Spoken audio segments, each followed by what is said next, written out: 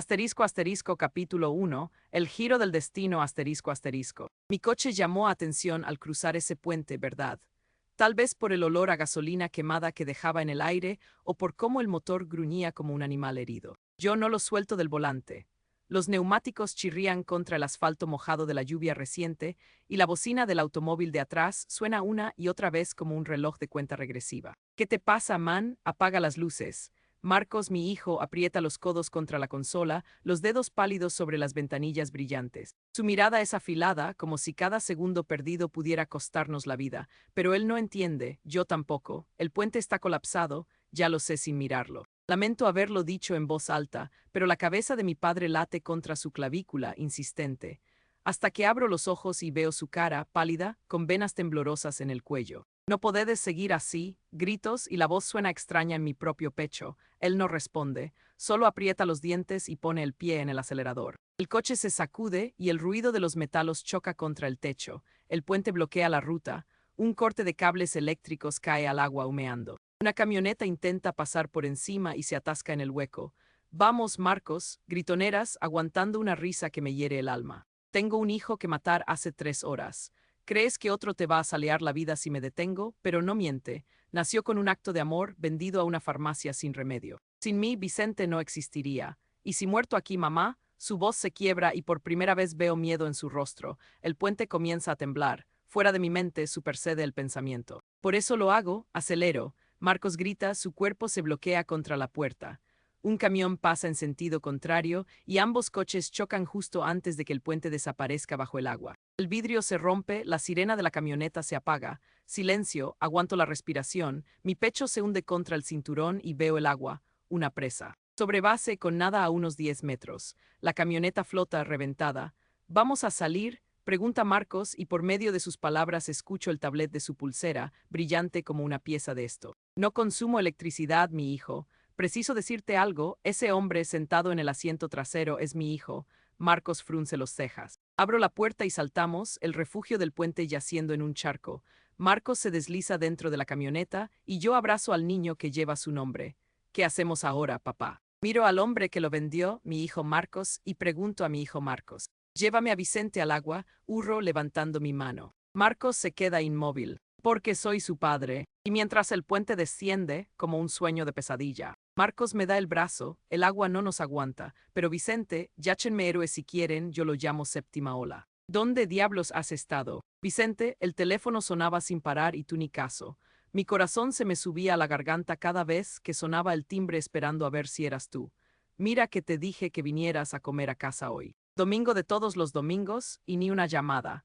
Ya sé que tienes 17 años y que crees que eres muy chino símbolo, pero esta es tu madre y te preocuparía un poco. No, entré en tu cuarto y encontré la cama hecha, la ropa tirada por el suelo como siempre. Pero no había rastro de ti.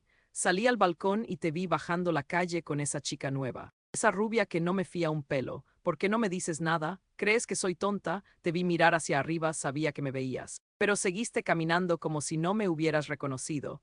Vicente, ven aquí ya. ¿Qué demonios pasa entre nosotros últimamente? Mamá, tienes que ver esto. Vicente empujó la hoja arrugada hacia mí mientras el olor a café recién hecho se mezclaba con el perfume a tierra mojada que entraba por la ventana abierta de la cocina. Sus manos temblorosas señalaban una garabateada lista de números y nombres que no reconocí al primer vistazo. Pero el corazón se me puso a mil cuando leí mi propio nombre escrito al lado de una fecha que no correspondía a ningún evento familiar que yo recordara. ¿De dónde sacaste esto, hijo?, pregunté, intentando que mi voz no mostrara el nudo que se había formado en mi garganta. Lo encontré debajo del asiento del coche de papá, cuando estaba limpiando el maletero después de la lluvia de anoche. No sé qué significa, pero... Su voz se quebró y sus ojos se llenaron de una mezcla de miedo y curiosidad que yo conocía demasiado bien. Creo que alguien nos está vigilando. Me quedé inmóvil, el periódico que estaba leyendo se resbaló de mis regazos y cayó al suelo con un susurro seco. La casa, normalmente llena del bullicio de las ollas y las risas de los vecinos que pasaban por la calle, se med told its bread. El reloj de pared marcaba las 3:25 de la tarde, y la luz del sol se filtraba tímida entre las persianas, dibujando líneas de oro y sombras sobre el mosaico del suelo. Y si no es nada, Intenté sonar segura, pero mi mente ya estaba corriendo por todas las posibilidades que una madre teme cuando siente que el peligro se acerca a su hijo. Vicente se acercó y puso su mano sobre la mía, su palma cálida y ligeramente sudada.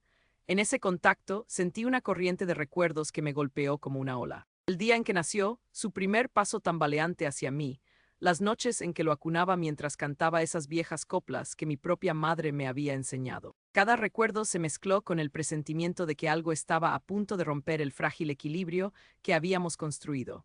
¿Recuerdas cuando papá nos llevó a la feria del pueblo y ganamos ese peluche de oso? Preguntó, su voz más suave ahora, como si buscara en ese recuerdo un ancla. Sí, mi vida. Yo gané el oso y tú te negaste a soltarlo siquiera para comer esa churro que tanto te gusta. Una sonrisa tímida apareció en mis labios, aunque mi interior seguía hecho un nudo de alambre. De pronto, el timbre de la puerta sonó con un golpe seco que resonó en el pasillo. Ambos nos miramos, y en ese instante supe que la decisión que estaba por tomar podría cambiarlo todo. ¿Quién puede ser a esta hora? Murmuré Vicente, su agarre en mi mano se fortaleció. Yo misma no lo sabía, pero el instinto de madre me dijo que no debía abrir sin precaución. Me levanté lentamente, dejando que la hoja de papel se deslizara de mis dedos y cayera sobre la mesa de madera, donde la luz la hacía brillar como si estuviera pidiendo ser leída de nuevo. Caminé hacia la puerta con pasos medidos, sintiendo el piso frío bajo mis pies descalzos. Cada crujido de la tabla parecía susurrarme una advertencia. Llegué al visor y, sin hacer ruido, miré hacia afuera. Una figura delgada, envuelta en un abrigo gris que parecía haber visto mejores días, estaba parada bajo el farol de la esquina. No pude ver su rostro claramente, pero el modo en que sus manos se apretaban contra el pecho me hizo pensar que llevaba algo escondido, quizás un arma, quizás un mensaje. ¿Quién está ahí? Llamé, intentando que mi voz sonara firme, aunque el temblor en mis cuerdas vocales delataba mi nerviosismo.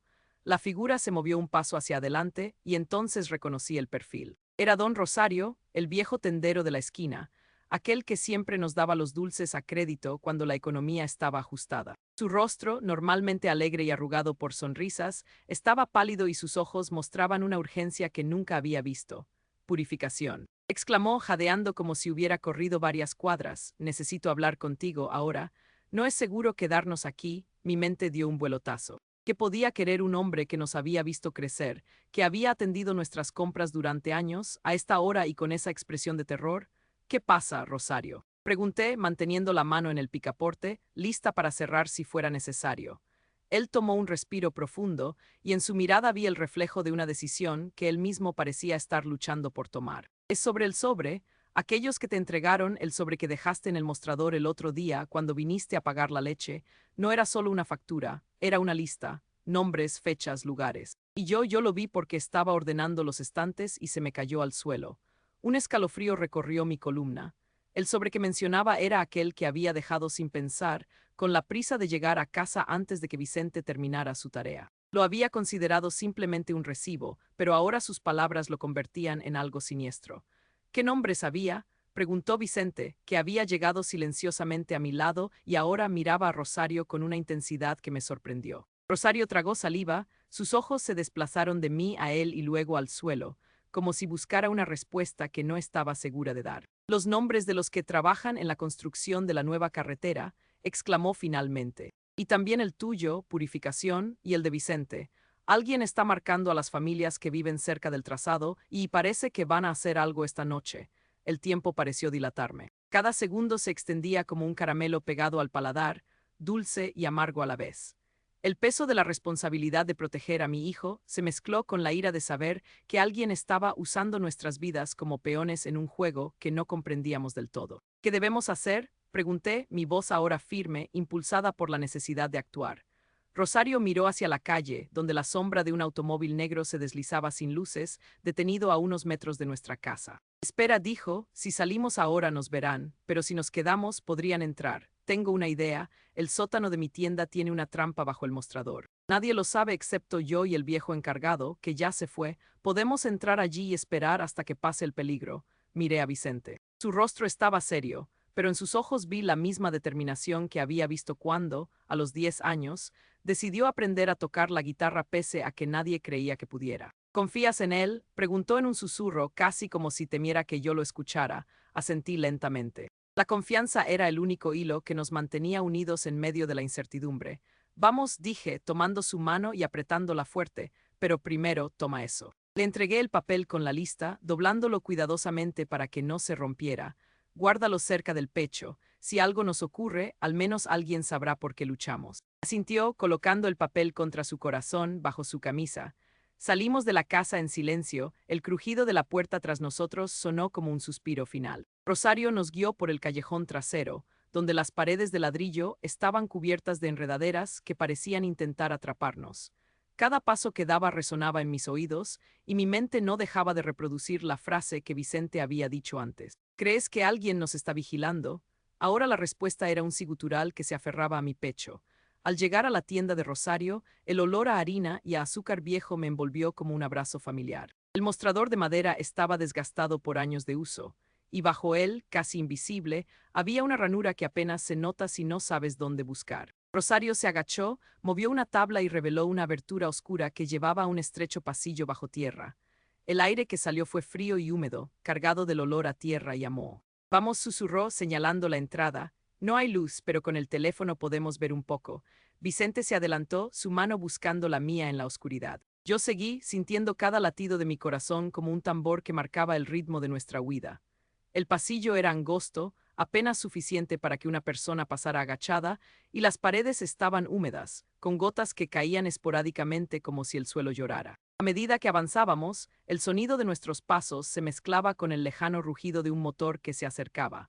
Mi respiración se volvió superficial y en mi cabeza surgió una pregunta retórica que no podía silenciar. ¿Qué pasaría si nos descubren aquí? ¿Y si el plan de ellos era atraernos a esta trampa para acabar con nosotros de una vez?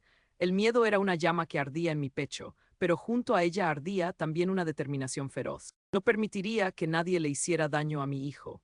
Llegamos a una pequeña cámara bajo la tienda, donde había una vieja alfombra gastada y una caja de madera llena de herramientas oxidadas. Rosario encendió la linterna de su teléfono y una luz temblorosa iluminó el espacio. Aquí podemos estar seguros hasta que pase el peligro, dijo, apoyándose contra la pared. La entrada está camuflada con la alfombra y la caja. Nadie la notará a menos que sepa exactamente dónde buscar. Vicente se sentó en el suelo, apoyando la espalda contra la caja de madera, y yo me senté a su lado, nuestras rodillas casi tocándose. El silencio que siguió fue denso, roto solo por el lejano sonido de pasos sobre el empedrado de la calle arriba y el ocasional crujido de la madera bajo el peso de alguien que pasaba sin saber que estábamos allí. En ese momento, mi mente volvió a los recuerdos de cuando Vicente era bebé. Las noches en que lo acunaba cantando esas mismas coplas que ahora parecían una promesa de protección. Recordé cómo su pequeño pecho se elevaba y bajaba al ritmo de mi voz, cómo sus manitas se aferraban a mi dedo como si supiera, incluso entonces, que yo sería su refugio. ¿Crees que vamos a salir de esto?, preguntó Vicente, su voz apenas un susurro, pero cargada de una esperanza que yo no quería destruir. Miré hacia sus ojos y vi reflejado en ellos la misma mezcla de miedo y valentía que yo sentía. Sí, mi vida, respondí, apretando su mano con fuerza. Porque mientras tengamos respiración, tenemos opción, y yo no dejaré que esta noche sea la última que compartamos bajo este cielo. El tiempo se emitió stretch, cada minuto una eternidad de espera. Pero en esa oscuridad también encontré una extraña calma. La certeza de que, pase lo que pase, había tomado la decisión correcta al actuar, al confiar en mi instinto y al mantener a mi hijo cerca. De repente, el sonido de un motor se detuvo justo encima de la trampa. Un conjunto de voces bajas y tensas se filtró por las rendijas de la puerta de la tienda. ¿Creen que realmente se escondieron aquí?, preguntó una voz que reconocí como la del encargado de la obra de la carretera, un hombre cuyo rostro siempre había sido esquivo, pero que ahora sonaba amenazante. El viejo Rosario siempre ha sido un chivato, respondió otra voz más dura. Si no están aquí, deben haber huido por el otro lado. Busquemos en los campos. Sus pasos se alejaron y el rugido del motor se volvió a encender, alejándose lentamente. En ese instante, una ola de alivio y agotamiento me golpeó. Mi cuerpo tembló, no solo por el frío del sótano, sino por la liberación de la tensión que había estado acumulada durante minutos que parecieron horas. Vicente se inclinó hacia mí, apoyando su frente contra mi hombro. Lo logramos, mamá, murmuró, su voz cargada de emoción y una ternura que me hizo llorar en silencio. Yo lo abracé fuerte, sintiendo su latido contra el mío, dos corazones que, pese al miedo, seguían latiendo al mismo ritmo. Gracias por confiar en mí, hijo, dije, mi voz quebrada por el llanto pero firme. Gracias por no soltarme la mano. Rosario emergió de la sombra, su rostro aliviado pero aún serio. Ya pueden salir, dijo. El peligro pasó al menos por ahora, pero recuerden, esto no ha terminado. Asentí sabiendo que nuestras vidas habían cambiado irrevocablemente en esa noche fría y húmeda. Pero también sabía que, mientras tuviera a Vicente a mi lado y el fuego de la madre que lucha por proteger a su hijo encendido en mi pecho, estaría lista para enfrentar cualquier decisión que el destino nos depusiera. Caminamos de vuelta hacia la calle, la primera luz de la amanecia empezando a filtrarse por el horizonte, pintando de oro y rosa las nubes que se retiraban. El aire olía a tierra mojada y a promesa. Yo, Purificación, caminaba con el paso firme de quien ha visto la noche más oscura y ha decidido, pese a todo, seguir adelante, porque el amor de una madre es el compás que nunca falla, incluso cuando el mundo parece girar en contra.